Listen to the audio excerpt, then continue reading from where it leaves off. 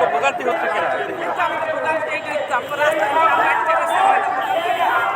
সবাই তো আমরা এরকম কষ্ট করতেছি, আমরা তো চাই যে ভালো থাক, মানে শিক্ষক একটা করছি না তারা আমরা জানি না। আমরা যেমনটি শুনছিলাম দর্শক, আমরা কিছুক্ষণ আগে কিন্তু অনেক অসুস্থ মানুষ থাকতে পারে, তাহলে সেই অসুস্থ মানুষ যদি মারা যায় তাই কে নিব? নিবে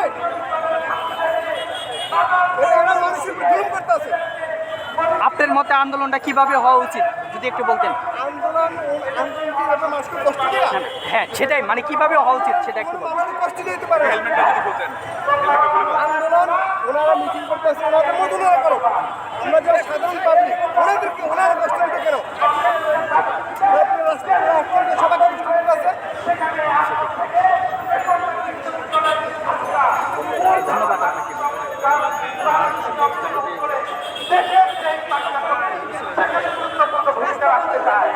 এবং সেই ভূমিকা রাখতে যারা বাবা হয়ে দাঁড়াবে তাদেরকে আমরা তাদেরকে আমরা প্রতিবাদ জানাতে চাই। সংগ্রামী বন্ধুরা, আজকে আলোচনা খুব বেশি দীর্ঘায়িত করতে চাচ্ছি না, শুধুমাত্র শেষে আপনাদেরকে